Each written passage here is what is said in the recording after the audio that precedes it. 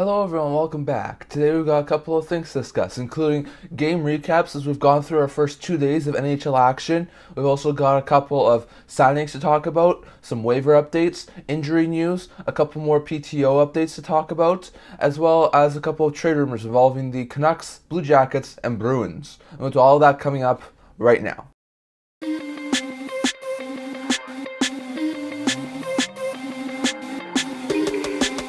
Hello everyone, welcome back to another video here at the Internet Talking Channel. Remember, before I start this video, don't forget to like this video and subscribe down below. We're so close to 200 subscribers, so I want to thank you guys for all the support. I would never be able to do this channel without you, so just don't forget to continue to subscribe. But to start off today's video, I want to discuss a couple of quick games that have been happening over the past 2 days. We've got NHL hockey, so I want to discuss the first few games of NHL action. So on Tuesday, we had a triple header to start the season off. First, it was Nashville Predators Tampa Bay Lightning. Really good game. The Bolts start off the score, and the first goal of the 23-24 season goes to Nikita Kucherov, who put the Bolts up 1-0. The Preds would score in the second period, thanks to a goal from Ryan O'Reilly.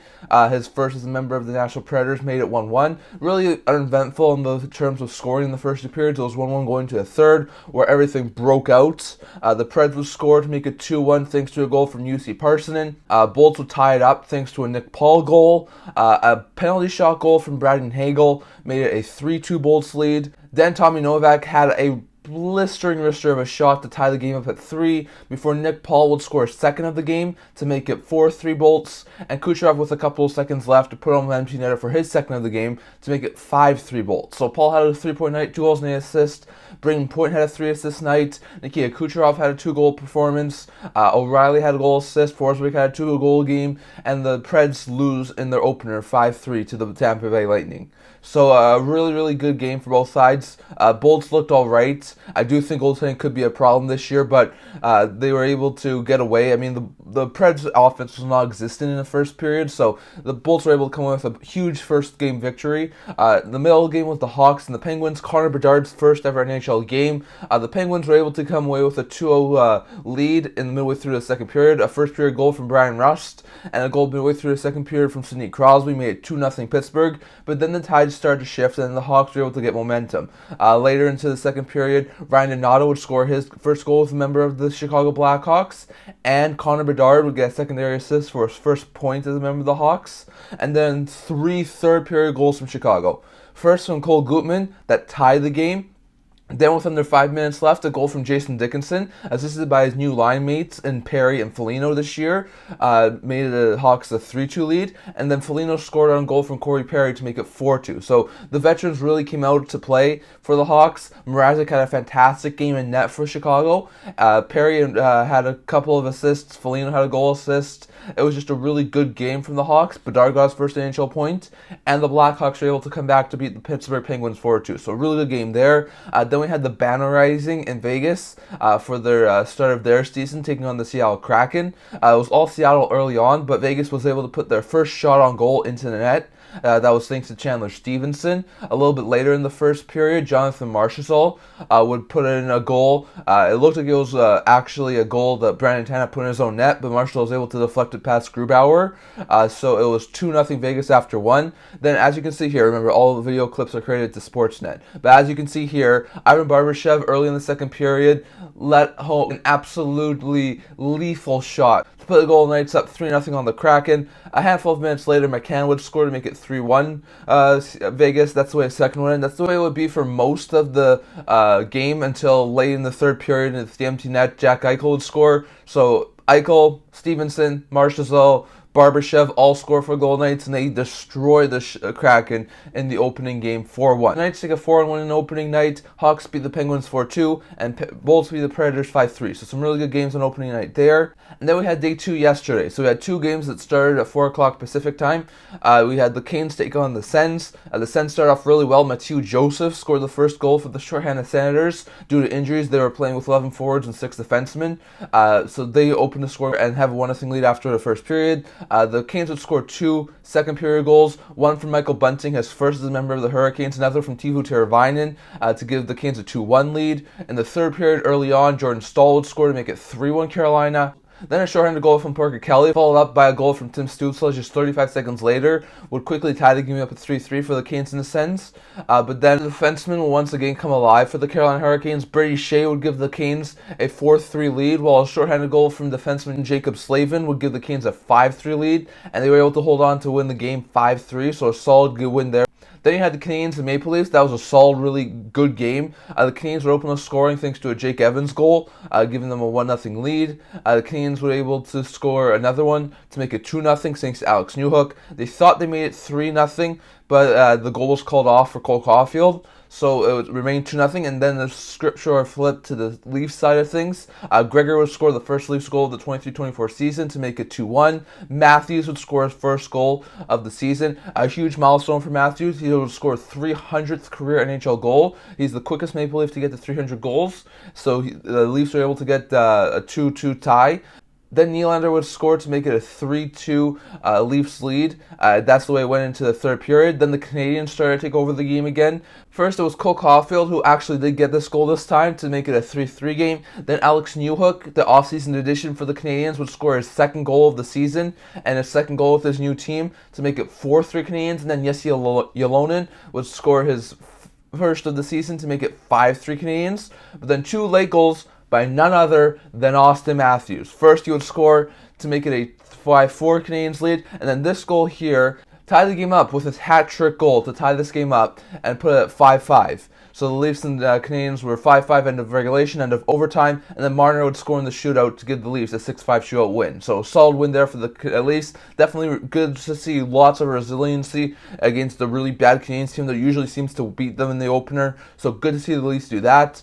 Then you had the Hawks and the Bruins play at 4:30. The Hawks opened the scoring by this goal here from none other than Connor Bedard. Bedard gets his first career NHL goal and his second career NHL game. Huge goal for the Hawks to open the scoring 1-0, but then 3 consecutive goals, 1 from Trent Frederick and 2 from 60-goal scorer from last year, David Pastrnak, would put the game away. Pastrnak would get the game winner and the insurance marker to give the Bruins a 3-1 lead, and that's the way the game would end. Bruins beat Hawks 3-1. So Bedard gets his first NHL goal. Really good to see there, but the Bruins do come away with the win thanks to a goal from Frederick and 2 from Pastrnak. Then we go over to a couple of late-night games. First, Flames and Jets, two teams who we expected to make some changes this offseason but never really did. Flames were able to open the scoring with a goal from Andrew Mangiapane. Kyle Connor would tie the game up to make it 1-1. Then it was a goal from Mackenzie Weegar that gave the Flames back the lead 2-1 before Alex Iafallo would tie up the game 2-2. Then Rasmus Andersson gave the Flames the lead again, making it 3-2 before Mark Scheifele would tie it up later in the game to make it 3-3. But then with under a couple of minutes left in the game, Elias Lindholm, who's playing in a contract year right now, would score to make it 4-3 Flames. And they would get an empty netter from Andrew Mangiapane, his second of the game. Flames were able to come away with the 5-3 victory over West Canadian rivals Winnipeg Jets. So it's a solid win for the Flames to open the season. Then we had the Avalanche and the Kings also start in a really heavyweight battle. To start with, the Avalanche were able to score the first 3 goals of the game. Opening goals by none other, no surprise, than McKinnon, Makar, and Rantanen gave the Avs a 3-0 lead. Kings were able to answer back with 2 goals, one from Grenstrom, one from Byfield, playing short-handed. Just like the Sens, they were playing with 11 forwards, 6 defensemen. So that cut the lead to 3-2. But then another goal from Rantanen would make it 4-2, and Miles Wood would put the empty netter away to make it 5-2. So really, really good game, really close game. But a 4-point night for Mikko Rantanen gives the Avalanche the 5-2 win and the opening victory. And then it was the Canucks and Oilers as well in a really anticipated matchup. The Canucks were able to come out flying. Garland opened the scoring for the Canucks to make it 1-0. Besser closely behind made it 2-0 Canucks. Then in the second period, Besser would make it 3-0 Canucks. Then Besser had a hat trick. An absolutely brilliant first game performance from Besser made it 4-0 Canucks. Drysdale will score a fantastic power play goal to make it 4-1 before Elias Pettersson made it 5-1 Canucks, and the Canucks would pour it on from there. This goal here, another one from Brock Besser, made it 6-1. Besser opens the season with a 4-goal performance. Absolutely beautiful things from Besser here. Then you have JT Miller, who made it 7-1. Dakota Joshua made it 8-1 as the Canucks thrashed the Oilers 8-1 in the opening game. So an absolutely great season opener from the Canucks. And I think the Oilers have to go back to their drawing board after they pulled Campbell after 4 goals. So good to see, but those are your scoring updates from the last few days. Quick update for the next 2 days of NHL action. Today we have 7 games. We have the Rangers taking on the Sabres, Flyers taking on the Jackets, Wings taking on the Devils, Stars taking on the Blues, Wild taking on the Panthers, Predators taking on the Kraken, as well as the Golden Knights taking on the Sharks. Tomorrow we'll have the Devils taking on the Coyotes and the Caps taking on the Pens. So a lot of good games still to go on there. Love to hear your guys' thoughts on which sort of team are you most surprised at to start well this season. But going over to our signing update here, we got a couple of signings to discuss here. Not a whole bunch of signings updates to talk about here, but we do have a couple. So first, the Edmonton Oilers gave an ELC to their 2023 second-round pick, Peeke. Peeke, who's a right-shot defenseman, gets a 3-year ELC with the AAV of $895,000. So Peeke, a really good right-shot defenseman for the Oilers. He's a fantastic defenseman in my opinion. He was taken in the second round. A lot of people did really like that move. He was the highest pick for the Oilers in the 2023 draft. They didn't have a first-round pick, so they picked him with their second-round pick. He looks like he could be eventually a really good player. So far in 4 games this year in the OHL, he has 3 points. He looks really good. So he's in the OHL this year. He's playing back in juniors. I'll probably think he gets maybe 1 more year in juniors, and then maybe a year in minors. But in 1 to 2 years after this year, I think there's a very good chance Peeke could be a really good defenseman for them. He's a cheap defenseman. He's a guy who would be on an ELC for a cap stretching with the Oilers. That could be really helpful. And I think long term, he could definitely fit as a top 4 right shot defenseman. So a really good ELC there for the Oilers, and I really do like that signing there for Peeke. So a fantastic move there for the Oilers to sign Peeke. Then we had the Leafs convert one of their PTOs into an actual NHL roster player, and that is Noah Gregor, right wing / center. He signs a 1-year league minimum deal with the Leafs. Leafs are able to get him at league minimum deals, so it's a fantastic move by them because they're really cap strapped right now. Really good bomb 6 forward Gregor is. He can help on the 4th line. He can help on the 3rd line. He's a very versatile forward. He can play wing. He can play center. So a really good pickup there for the Leafs. He even scored in the Leafs opener, as we just talked about. He had 17 points last year, 10 goals in 57 games with the Sharks. He's a fantastic player in my opinion, and will definitely thrive with the Maple Leafs. So good first goal from him in the first game with the Leafs, and I think Gregor's going to do fantastic. So good to see that he got his NHL contract and converted off of his PTO. Going over to 2 contract extensions. First one, Columbus, right wing / center Justin Danforth, who's been a fantastic bomb 6 forward over the past couple of years for the Jackets. Signs a 1-year, $1.1 million extension with the Blue Jackets to remain with Columbus. Now, Columbus is a fantastic team in my opinion. They're a really good team. They could definitely use a bomb 6 guy like Danforth. So to see him get signed is not overly bad. He had 2 goals and 3 points in 6 games last year before getting injured. He's a fantastic bomb 6 forward in my opinion.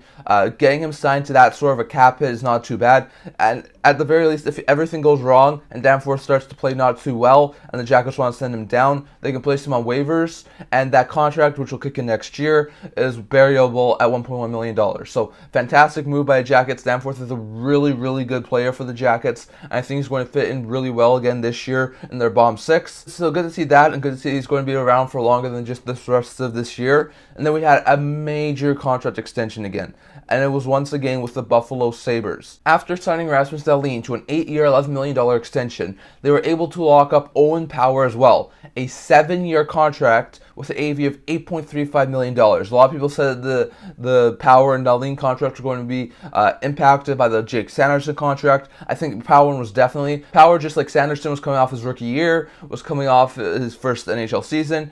After only playing 87 games in the NHL level, Power's got a 7-year, $8.35 million deal, so it's sort of exactly like Sanderson, a long-term deal with money over $8 million on the AAV, but it's a deal I think is really good. Power's a former first-round pick. He looked good in his rookie year. I think he's only going to get better. I could definitely see him put like 40, 50 points up over the next couple of years. This past year, his rookie year, he put up 4 goals, 35 points, 79 games. I think he's only going to get better.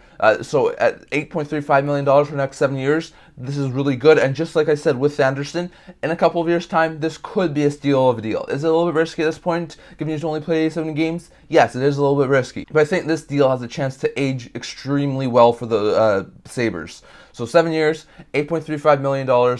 It's a fantastic deal for the Sabres in my opinion, and I think Power is going to be a fantastic player for Buffalo. So that's a really good sign in my opinion. I was worried they weren't going to get him done before the season started, but they're able to get Power and Dahlin extended before the season started. They now have 5 players in Thompson, Cousins, Samuelson, Dahlin, and Power, all extended long term. Their core is starting to become really, really good. And like I said, as well as Samuelson only signed for 4.5, Thompson Cousins only signed for around, I think, the $7 million mark, Power around the $8 million mark.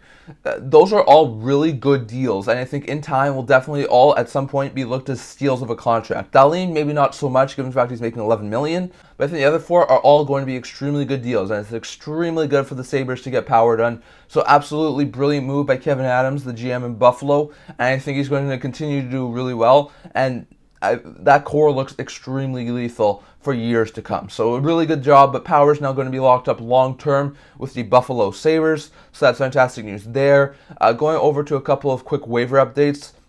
When we last talked, Riitich and Johnston was on waivers for the New York Islanders. He had been claimed. The Anaheim Ducks wound up claiming him. So he's got 3 years left at $1 million cap hit, so it's not unreasonable to say that the Ducks, if they didn't really like Johnston in the next couple of weeks, could try and rebury him in the minors. It seemed like the Islanders were trying to get rid of Johnston before, so I would not be shocked if he went back on waivers if the Islanders didn't claim him.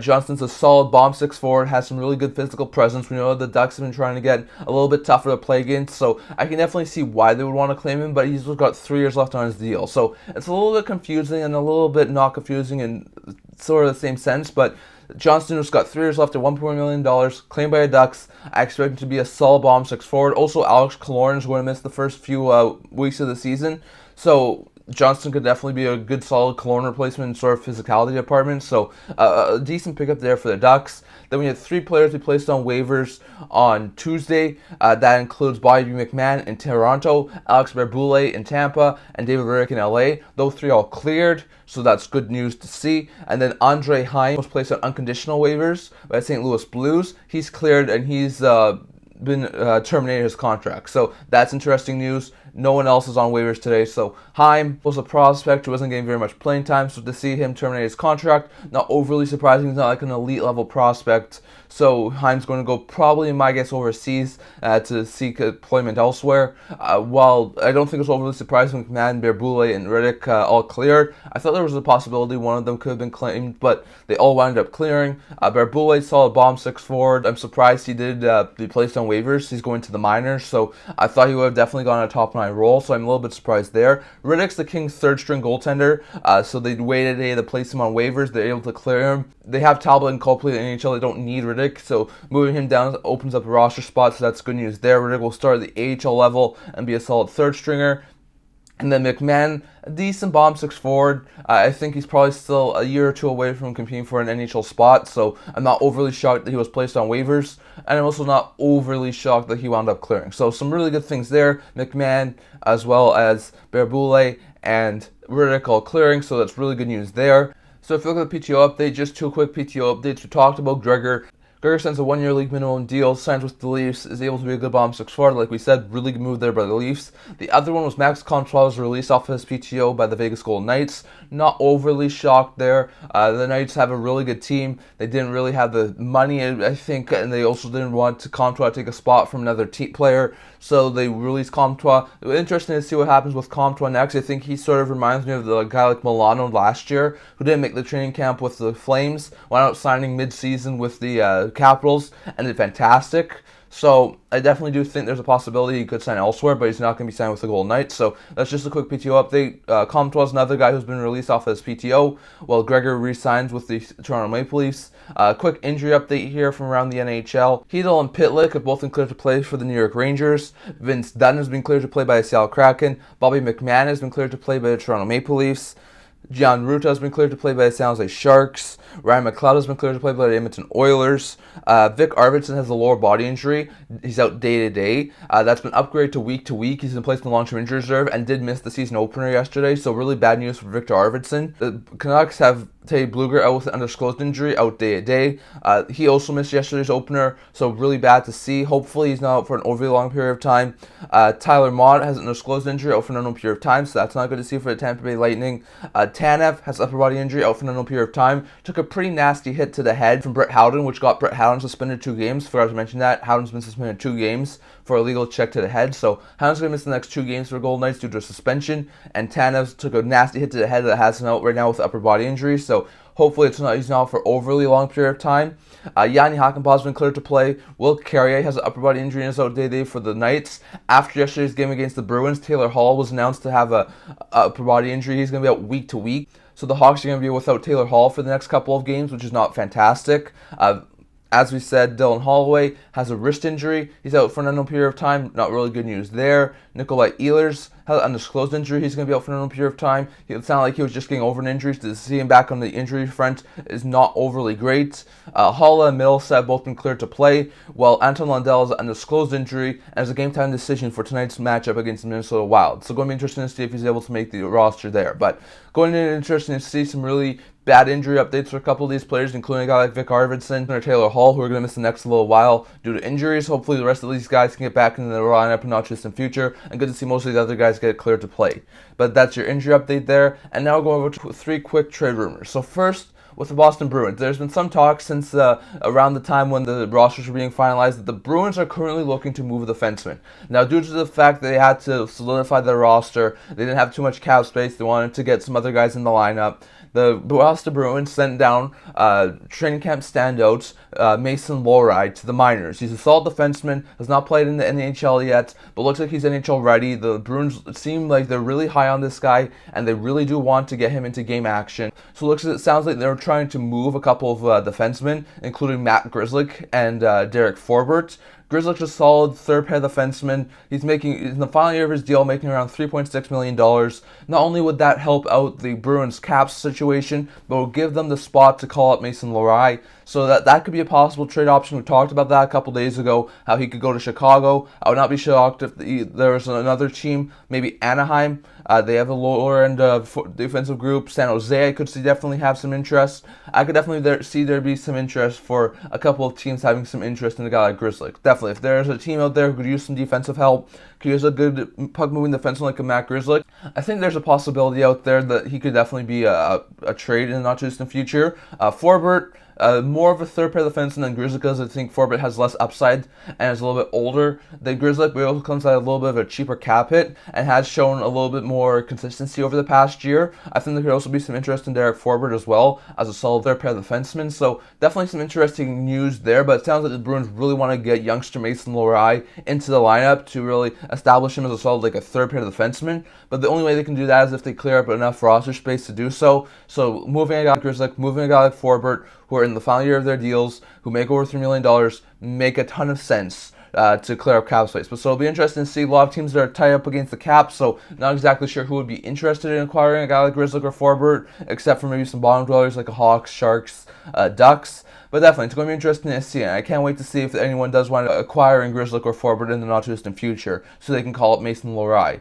Going to be interesting to see there. Going over to the Columbus Blue Jackets, Frank Seravalli put out a tweet out on X saying that the Jackets are currently looking to move a defenseman. They have a plethora of defensemen, in my opinion. A lot of people agree, and he says that guys like Andrew Peeke, Adam Boqvist, and Jake Bean are some of the guys they're having conversations around. So it's going to be interesting to see. All 3 of those guys are really, really good players. Boqvist, they acquired in the trade that sent the Chicago Blackhawks Seth Jones, so he's the cornerstone piece that they got from the Jones trade.